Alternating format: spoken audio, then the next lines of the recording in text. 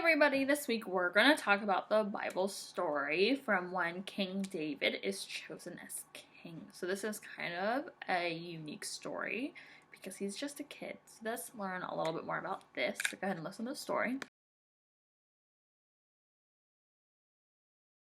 This story is about God choosing a new king. It's found in the Bible in the first book of Samuel. One day, God spoke to Samuel and said, "Fill your horn with oil and go to Bethlehem. There will you find a man called Jesse. I have chosen one of his sons to be king."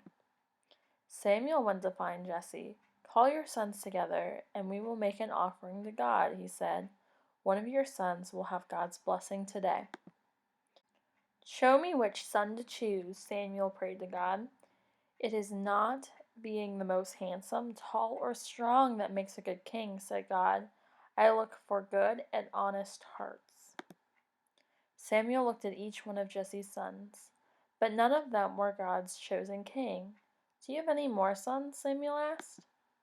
"My youngest son is just a boy, and he is looking after the sheep," replied Jesse. "Send for him straight away," Samuel told him.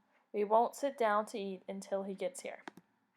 As soon as Samuel saw David, God said to him, "This is the one I have chosen to be king of Israel, because I know how much he loves me." Samuel poured the holy oil in his horn onto David's head to show that he was God's chosen king.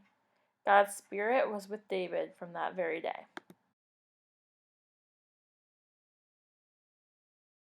So this story, we find out a little bit more about our relationship with God, how God knows each and every one of us inside and out. He knows how much we love Him and whether we are seeking relationship with Him or anything like that. So we never have to worry about whether or not God knows what we're thinking or whether or not God knows what we want out of life. He knows that. He also knows when we love Him and when we want more of a relationship with him, and he can help guide us to the places that we need to be. So, and then he chose David to be king because David had a good and pure heart. As we'll learn a little later through these stories, we're going to spend some time with King David this summer, that he wasn't always perfect. He didn't always do what exactly was right. But he loved God and had a relationship with God all through it, which is the importance of us learning about Him, is learning about how we, too, can have that kind of a relationship with God.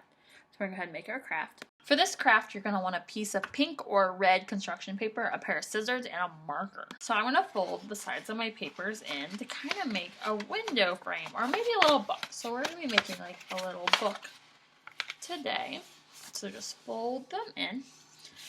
And then what did we talk about? What does God know? God knows us inside and out, but God also knows our heart. So we're going to draw a heart. So you need to be careful to make sure that your heart kind of goes past the sides of the paper. Why do you think that is? That's right, so the flaps stay on. We don't actually lose them when we cut our heart out. So now we're going to cut our heart out. So notice I have that part on the edge of the paper. That way, my heart will be able to open and close. So I'm going to cut that out. Here's my heart. My heart's a little lopsided today, but that's okay. There's my heart. So you can see I can open and shut it. I want to write, God knows my heart. And then on the inside, I want you to either draw pictures of what is in your heart or write words. So the most important thing in our heart is God and Jesus. So I'm going to write Jesus in kind of bubble letters, because that is what should be at the center of our heart.